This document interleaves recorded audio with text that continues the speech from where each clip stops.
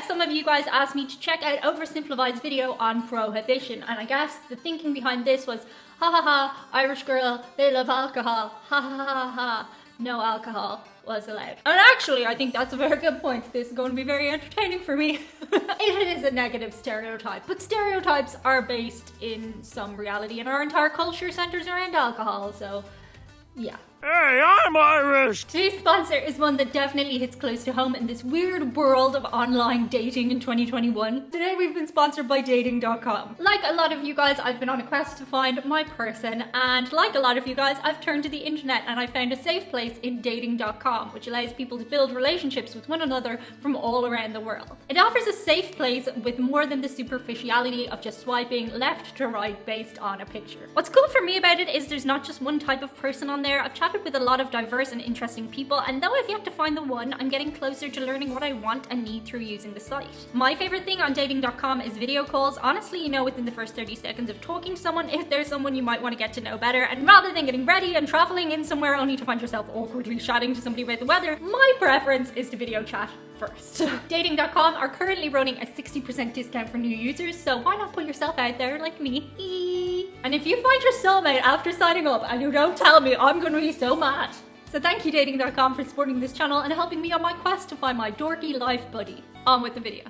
Good morning, honey. What's for breakfast? The usual. 2 caskets of these rum, a mug of hard cider, and a full bottle of wine. Oh boy! Oh, I'm running late. I'll have to take it with me. Don't forget your lunch. It's a 6-pack of beer, Irish breakfast. 6 shots of tequila, and as a special treat, a banana. Aw, gee whiz. I'm gonna be smashed today. Enjoy your day of operating sharp, dangerous farm equipment. I can't believe this is an acceptable way to live.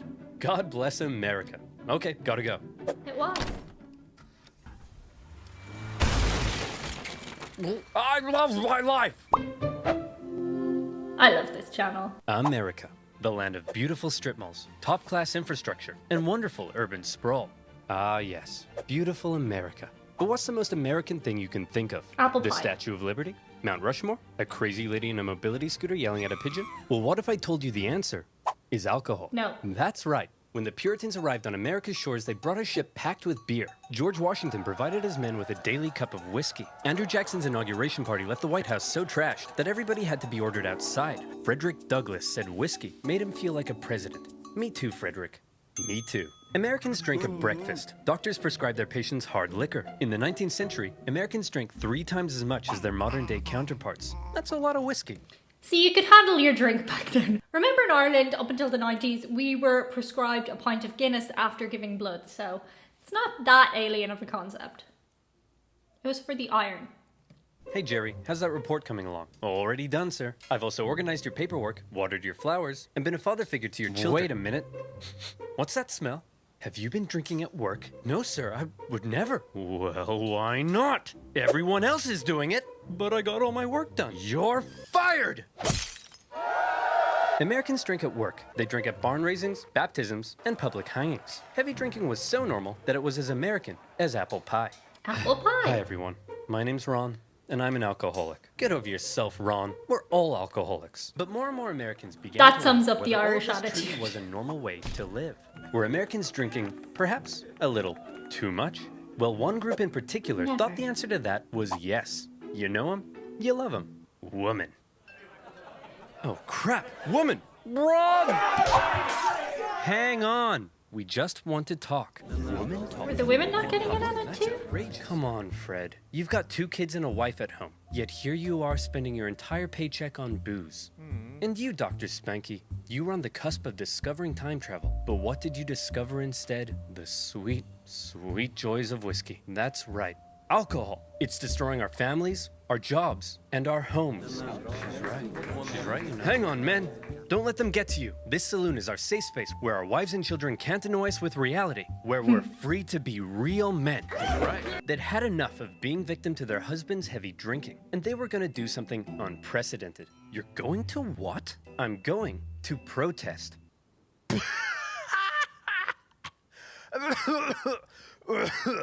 Oh, sweet. This is really interesting. I did not know that women had such a huge part in Prohibition. It also is in stark contrast to the later era 50s, 60s, 70s housewife who basically ran on speed and something that made them go to sleep at night. Like, they were all drugged up to hell to keep those perfect houses. So, interesting going back a few decades. Very different story. Women can't protest. Starting in Ohio, before spreading nationwide, women began a crusade against alcohol. They marched through towns and cities, singing hymns, gathering outside saloons, and praying on their knees. Women praying was so terrifying that in some towns, schools were shut and business stagnated. On one occasion, firemen were called out to hose down the dangerous praying women. On another, the owner of a beer garden reportedly held a cannon outside and threatened to reduce the savage women to dust. Nevertheless, they persisted. They formed the WCTU in 1874. They need some cocktails. And they organized. They set up homes for inebriate women. They installed water fountains in public parks. They wrote textbooks for school children that contained some interesting claims about drinking alcohol. Here's little Timmy. Uh-oh. Looks like Timmy's gonna have his first drink.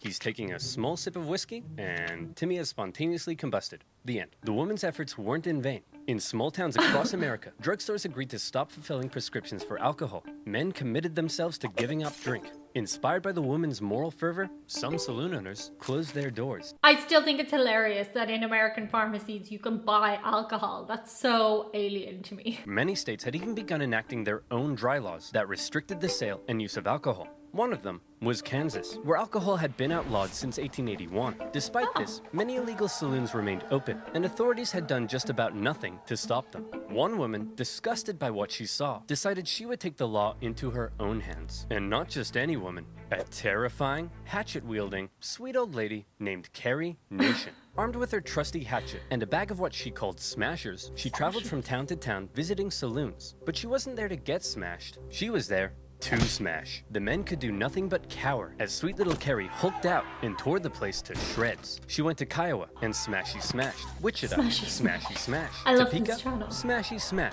On a couple of occasions, she was arrested, but each time they were like, okay, Carrie, we're gonna let you go so long as you promise to be a good girl and not smash up any more saloons, okay? Screw you, pig! Yeah, I think she's gonna be all right. Smash, smash, smash.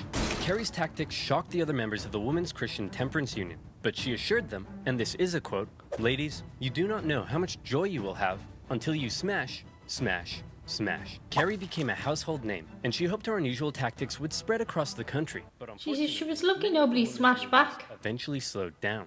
Why? Well, because of this kind of thing. Thelma, I ripped my pants again. Ugh, well, you'll have to sew them yourself because I'm going out protesting. What? I don't know how to sew. What if I burn the house down and get eaten by alligators? What? Don't be stupid, Mitch. Look, I've got to go. Call me stupid? She's the one who's stupid. Accurate. Hey, Thelma! Look who's stupid now! See, while the women were out protesting, there was nobody to do the cooking and cleaning and being seen and not heard, and they gradually had to return to their duties at home. But where the women had got the ball rolling, a new movement was about to take that ball all the way to Washington, D.C. I'm talking about the Anti-Saloon League. The Anti-Saloon League was a political pressure group run by a very sweet-looking old man. But don't let that deceive you. This guy was an evil genius. While the women's movements were interested in a whole range of issues, Wayne Wheeler and the Anti-Saloon League only cared about enemy number one, Mr. Alcohol. And as a result, they were extremely effective. They were able to exploit the fears of the American people. And I mean everyone's fears. Here's how they did it. Hello, sir. Welcome to the Liberal Progressive Rally. Why don't you introduce yourself? Well, I'm Patty, and I'm an immigrant from Ireland. And tell me, Patty, do you drink? Oh, yes. I drink a lot. See, folks, people like Patty come here looking for a better life, only to end up drunk in the gutter. Don't worry, sir. We're gonna help you. Hey, man, you're doing great. I just need you for one more thing. Hey, Christian conservatives. This is Patty. He's a dirty Catholic Irish immigrant who's come to destroy America with his alcohol-fueled debauchery! Poor Patty. Workers were told alcohol was a capitalist ploy to keep them subjugated. Factory owners were told alcohol was making their irresponsible workers lazy. The black community was warned alcohol was hindering its progress, while racists were warned alcohol would turn black men into brutes. In one of the most confusing eras of American politics, totally opposing groups found themselves agreeing on at least one thing. Alcohol was bad. The Anti-Saloon League also made great use of propaganda, something prohibitionists had been doing for decades. Take this specimen, for example, that warns what will happen to you if you start drinking. Let's see. First you take a love drink, these you get a little posters. rowdy. Okay. You make some new friends. Nice. Then you become homeless. You turn to crime. And...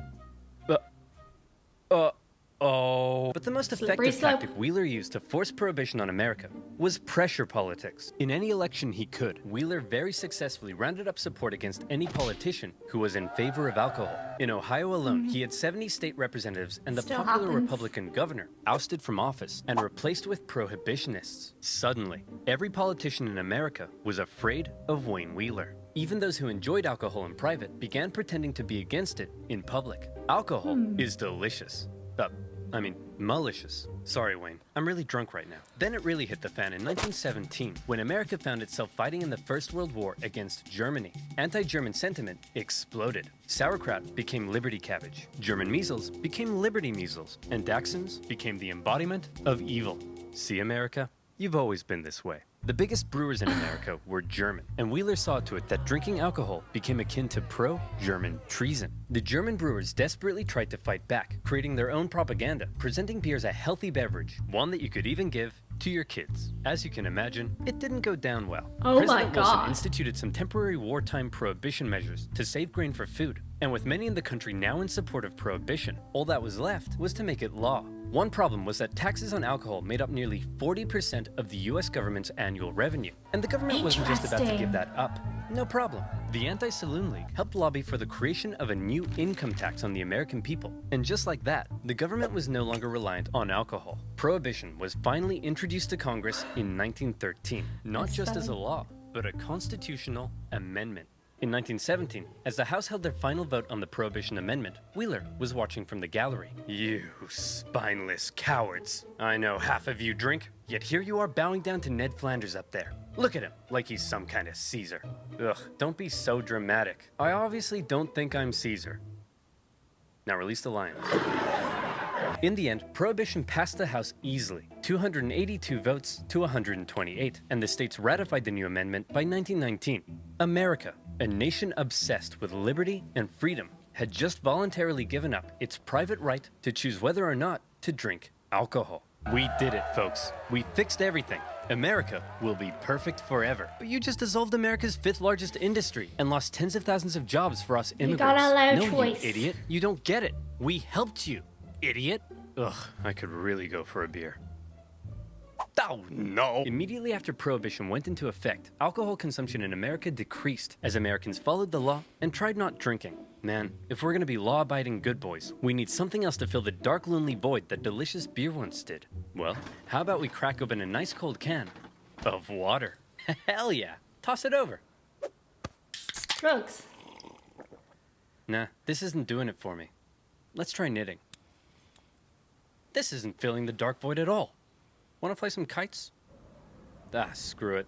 Let's go get some illegal beer. Pretty soon after the new law went into effect, the failures of Prohibition were already beginning to rear their ugly heads. For starters, That's the Keith details from of the new Boys Out. Prohibition law, written by none other than Wayne Wheeler himself, turned out to be more draconian than expected. Many Prohibition supporters only wanted to outlaw hard liquor and hoped beer would remain legal, but the Volstead Act outlawed anything over 0.5%. That would make Liberty Cabbage illegal. Secondly, the new law Liberty was full of Cabbage. loopholes that Americans very quickly began to exploit. For example, while the sale and manufacture of liquor was illegal, drinking it wasn't. And you could also keep any alcohol you had before the law went into effect. So many Bit like private clubs hoarded prostitution. huge amounts of alcohol that saw them through the entire Prohibition period. Whiskey intended for medicinal purposes was also allowed, and doctors basically became bartenders. It looked as though a full-on epidemic had broken out, as there was a sudden surge in prescriptions for whiskey. Sacramental wines Sounds used by churches familiar. and synagogues were also permitted. Orders for communion wine suspiciously skyrocketed by millions of gallons. And as rabbis had access to religious wine, suddenly everyone was becoming a rabbi. You had Rabbi Pat O'Leary, Rabbi LL Cool J, Rabbi Fluffy. But don't worry, I'm sure all these definitely legitimate religious figures couldn't possibly be selling wine in the back alley after Mass. Yep, definitely nothing strange going on here. New products also hit the shelves in stores, such as Vine Glow, a brick of dehydrated grape juice, itself not alcoholic, and therefore perfectly legal. But the packaging did contain a strangely specific warning. After dissolving the brick in a gallon of water, do not place the liquid in a jug in the cupboard for 20 days, because then it would turn into wine. Very clever. Prohibition had made alcohol a precious commodity. and millions of Americans would become outlaws as they found a variety of ways to score illegal booze. For example, many Americans began making their own liquor. Illegal stills from making moonshine were found by Prohibition agents from the hills of Kentucky and the caves of Arizona to parking lots in major cities, and even in the homes of Prohibition-supporting politicians. Oh, come on, now, fellas. Always I the voted for politicians. Prohibition. I'm not gonna have an illegal still. What's this? That's my son, Freddie. Say hi, Freddie. Sir, this is obviously an illegal still. How dare you? Hey, what's this in the bathtub? That's bath water. Why does it taste like alcohol? Here's a better question. Why are you tasting my bathwater? Weirdo. Come on, Freddy. Let's get away from these perverts. To discourage moonshining, the government began adding extra toxins to many of the products moonshiners were using, which resulted in many cases of severe illness and death. But alcohol wasn't just being made at home. Along America's vast coastlines, rum runners smuggled alcohol into the country by sea. A floating supermarket known as Rum Row extended along the East Coast just beyond America's maritime limit, and bootleggers frequently sailed out in small boats to pick up shipments of booze. So it just wasn't working, obviously. There's like a bajillion ways that people were still getting booze. Across the country, armies of government officials were persuaded to turn a blind eye. Bootleggers became so rich, it was no problem to stuff a couple $1,000s into the front pocket of the police chief, or the mayor, or their disapproving mother, and some cops were getting almost as rich as the bootleggers. Alright men, everyone gather in. I've received word that one of you has been taking bribes from bootleggers. Any ideas who? Kevin, perhaps. Got any thoughts? No, sir. Many police officers came from the same communities that drank a lot, and they weren't about to arrest their own granddads for knocking back some homemade gin. But all this isn't to say there was no enforcement. Plenty of government officials were doing their best to enforce the new laws, and some unlucky individuals received very harsh penalties, such as a Michigan mother who was sentenced to life in prison for small-scale moonshining. Cases like these were widely reported in the media, and only served to make Prohibition even more unpopular. But not just that, the media also loved to cover the exploits of the most famous bootleggers, turning them into national icons. One of the biggest bootleggers was a man named George Remus. Originally a lawyer, he watched as his bootlegger clients paid off enormous fines like it was nothing, and proclaimed bootlegging's the business for me. But unlike most bootleggers, Remus had big brain, and he came up with a pretty clever system. See, there were millions of gallons of liquor produced before Prohibition that were sitting in distillery warehouses, and it could only be sold with government permission to drug companies. So Remus set up his own drug company and bought all the liquor. Then he set up his own transport company to transport the liquor. And then he would send his own men out with guns to intercept his own transport vehicles. And this would happen. Hey man, this is a stick-up. Oh no, please don't hurt me. I won't hesitate to shoot. Please, I have a wife and kids. Hand over all the whiskey, Fatty. Hey! Fatty isn't in the script, you jerk! After stealing all the whiskey from himself, he could then sell it for big bucks. The perfect crime. Unfortunately, Remus was eventually caught by a goody two-shoes Prohibition director in Indiana who wouldn't take Remus's bribes, and the government found Remus guilty of violating the Volstead Act 3,000 times. For 2 years as Remus sat in prison, his wife promised to take care of all of his money. And by take care of his money, she meant have an affair with a Prohibition agent, sell off everything Remus owned, and file for divorce. Good on her. When Remus finally got out and found his big fancy mansion empty with his wife gone, he reportedly broke down in tears. A few months later, during their divorce trial, he spotted his wife in a car in Cincinnati. Remus hopped in a cab and asked the driver to run her off the road. The driver was like, okay. Then Remus got out of the cab and shot his wife dead. He immediately handed himself into the police, and his next trial, this time for murder, became a national sensation. Remus defended himself, claiming insanity, occasionally carrying out skillful questioning, occasionally crying in the corner. But the nation felt bad for him. His wife had screwed him over, and so when after just 19 minutes of deliberation, the jury returned and declared him not guilty, the court erupted into celebration. And just to remind you, this guy bluntly admitted to murdering his wife. The American justice system. Mwah. As alcohol poured into the nation, a lot of it was going to a new type of drinking establishment that had been booming in popularity, a secret drinking establishment. So secret that from the outside they often looked like ordinary shops or homes. So secret that you usually needed a password to get in. So secret that everybody knew about them. Speakeasies. And once you were in, the party went all night long. Scantily clad flappers, snake ladies, jazz. It was a roaring time to be alive. Speakeasies are still very popular in Ireland if you know where to find them. It seemed like half the police officers and federal agents in cities like New York were receiving kickbacks from speakeasy owners. Hey! What the Kevin Costner is going on here? Officer O'Hannity, taking bribes? Why am I not surprised? Prohibition Director Simmons? For shame. Mom? What would Dad say? Ask him yourself. Dad would say, quit being such a wet blanket and let Daddy earn his tips. Anytime a speakeasy was shut down by authorities, it seemed like 3 more would just pop up elsewhere. And some neighborhoods were so full of them that one resident began hanging a sign to try to keep partygoers from constantly knocking on her door. It really seemed like the new laws regarding alcohol, in some places, were simply being ignored. And one prohibition agent who traveled the country liked to see which city was the most defiant by timing how long it took for him to be offered a beer after he arrived. His winner? New Orleans, where a cab driver offered him a drink after just 35 seconds. Bravo! That's cool. Many voices in Congress were already speaking out against prohibition and its failures. I can imagine people doing that for YouTube videos now if that was the case. To display how ridiculous the whole thing was, one Republican congressman gathered the media to all come and watch him drink a homemade beer. When he asked a passing police officer if he'd like to arrest him, the officer said no. Hey Wayne, is all this what you had in mind? I thought we were gonna make the country better, but it almost seems like it's worse. What do you mean? Alcohol consumption is down. Well, that may be true in your small town world, but it says here drinking in some areas is up, as are arrests for public intoxication, drunk driving, and incidents of liver cirrhosis. The general chaos has turned America into a nation of criminals with no respect for the law, and all these attempts at enforcement are just costing the economy valuable money and eating up judicial time and resources. Release the lines. The social change and corruption that Wheeler and the Anti-Saloon League had been so eager to prevent, in the cities at least, was surging. See, when something's legal, you can usually regulate and control it. But make that thing illegal, and often anything, becomes fair game. Legal drinking age, gone. Accurate. Mandatory closing hours for clubs and bars, gone. Other unspoken sociocultural rules surrounding alcohol, gone, gone, gone. In speakeasies, different genders and ethnicities were beginning to mingle in a way they hadn't done before. The Roaring Twenties saw a monumental shift in culture, not least of all because now men and women could flirt in public without being damned for eternity. An outraged Wayne Wheeler did his best to make sure that anyone breaking the law was punished. He had even stricter legislation put in place in New York. But all this did was clog up the justice system with petty drinking violations, and judges began letting everyone off with light fines, so the judges could get back to dealing with things that actually mattered. You know, things like murder. And there was plenty of murder, because bootleggers and moonshiners were one thing, but prohibition had given another kind of criminal an opportunity to make a fortune. Mobsters and gangsters. Hey Fat Tony, big news. Hey Fat Joey, what's up? I just got word from Fat Louie here that the government's outlawing alcohol. You know what that means. That means we're gonna be rich. Quick, call Fat Polly and let's go hijack a liquor truck now. All right. Hang on, let me tell my wife first. Hey, Fat Susan! No pizza for Fat Joey tonight, capiche? Stop calling me Fat Susan! Come on! Rival gangs began to battle in America's cities, raiding each other's transports, assassinating rivals, and trying to take control of their city's illicit booze trade. Every city had its top dog. Detroit had the Purple Gang. New England had Charles King Solomon. But no city was as infamous for gang violence and murder as Chicago.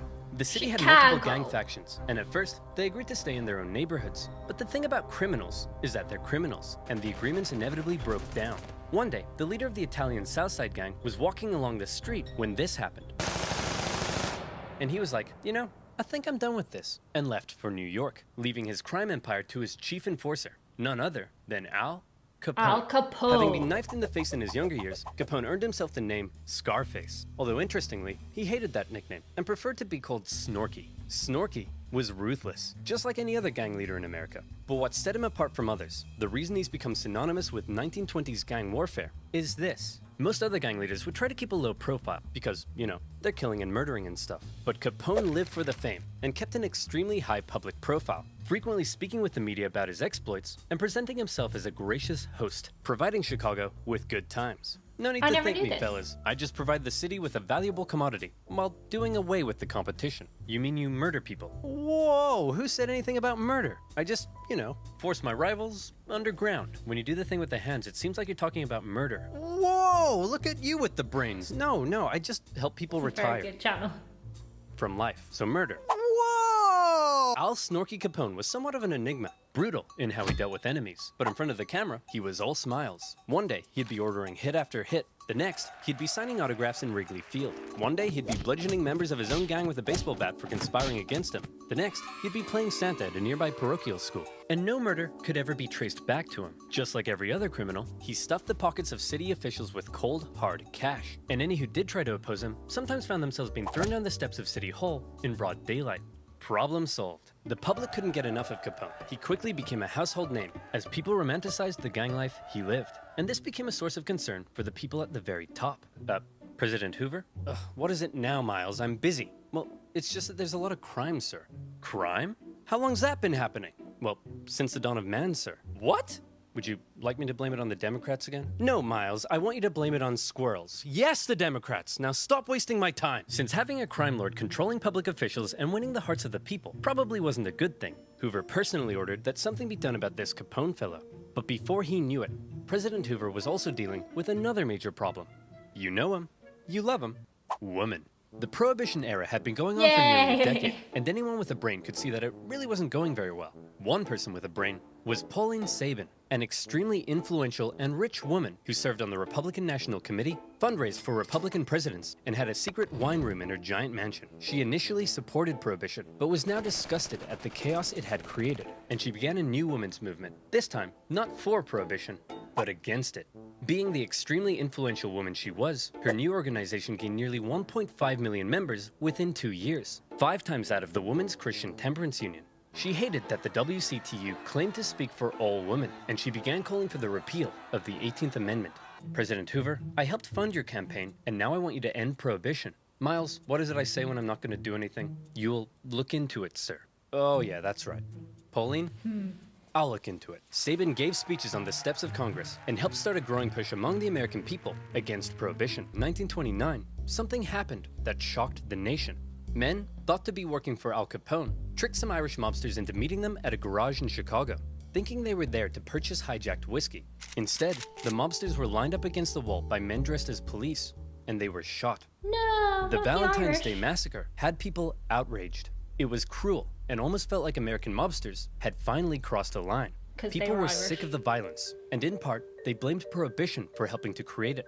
The pressure on Hoover to do something was steadily increasing. Fine. Miles, I want you to put a report together to see if this whole thing is working.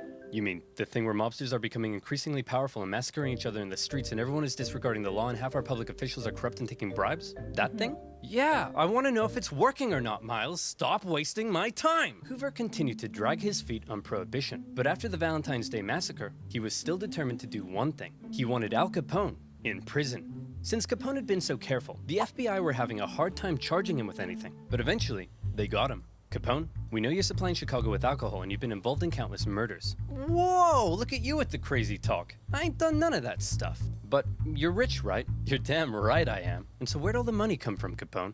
All right, I'll let you in on a little secret, but you gotta promise not to tell anyone, okay? I don't pay my taxes. Whoa! They got him on After his taxes. murder, the IRS finally got Capone on tax evasion. At his trial, he didn't seem too concerned though, and spent most of his time having a laugh with his lawyers. Hey Capone, I gotta know, why are you so confident you're gonna win here? Well, Your Honor, because I'm an honest man with a big heart who's passionate about working for the good of the people. And also because I threatened the entire jury's families. Luckily, at the last minute, the judge replaced the entire jury pool with a new one that Capone's men hadn't yet got to, and Capone was found guilty. He was sentenced to 11 years in federal prison, the harshest penalty ever given to a tax evader. But even with Capone locked away, the violence in Chicago and other cities continued, and in response, the movement against Prohibition continued to grow.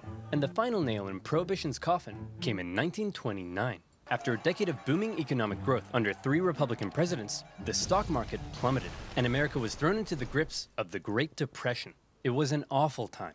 1 out of every 5 workers, 15 million people, would lose their jobs. Half the nation's banks failed. Temporary shantytowns were built for the broken homeless in public parks. Suddenly, very few people had time to care about Prohibition. Expensive enforcement of an unenforceable law didn't seem like that big of a priority when people were having their homes repossessed and losing their life savings. And many began to argue that repealing Prohibition would create vital jobs and tax revenue for the government. Yet President Hoover doubled down. Here's that report you asked for, sir. Gimme. Prohibition is great. Fantastic news. Sir, it says here Prohibition is great at undermining the rule of law in America. Miles, it says the word great. That means good. Now stop wasting my time! The public, increasingly shocked at the violence they saw in the streets, the corruption they saw in the government, the general disregard for the law, and now an economic calamity, had enough. For his re-election, Hoover faced a Democratic candidate who promised to finally do something about Prohibition. Franklin D. Roosevelt. Crowds cheered as FDR made his campaign speeches promising to modify the Volstead Act, and Pauline Sabin, a lifelong Republican, along with her 1.5 million supporters, endorsed Roosevelt. And on Election Day, it was a landslide. Before FDR had even taken office, Republicans in Congress began the process of passing the 21st Amendment to repeal Prohibition. One of FDR's first acts as president was to pass the Beer Permit Act, which made beer legal while the new amendment was being ratified. In 1933, with the passage of the 21st Amendment, Prohibition was finally over, and the people celebrated like they'd just won a world war. Bars I and would taverns say they were packed. celebrated. The WCTU were inconsolable. Wayne Wheeler was dead, and the celebration, particularly in America's cities, was intense. Heading into the mid-1930s, the effects of Prohibition were clear to see. From now on, culture around drinking had changed, with men and women drinking together, not in saloons, but in bars and taverns. The crime syndicates that had been given so much power through Prohibition remained powerful as they moved on to other things. Some states opted to remain dry, with Oklahoma only repealing its prohibition laws in 1959. To this day, there are still counties in America with some form of prohibition. So what did we learn today, kids? What's the big lesson here? What's the moral of this story that we can all take away and apply to our day-to-day lives? That was an awesome video. It was so well put together and it really explained a lot. I didn't know any of that stuff about Al Capone, and all the details were brand new information to me. We learned a little bit about Prohibition in Irish school, but it obviously wasn't super focused on, as it wasn't a huge chapter in our history. Yeah, I think the moral of the story, if there is one, is probably that giving people choice is good. You can't take away people's choice unless it comes to like murdering people. Like, that should still be illegal. Obviously use your head, don't murder people. What if they're really, really, really annoying though? Anyway, I found that really interesting. Let me know below in comments what you think of the video, and if you learned anything new today. I'll see you on the other side. Bye. Oh my gosh, when did you move? It's one of those, it's okay for me to say it, but it's maybe not okay for you to say it unless you're like Irish by heritage. But most people are, because the Irish breed like rabbits.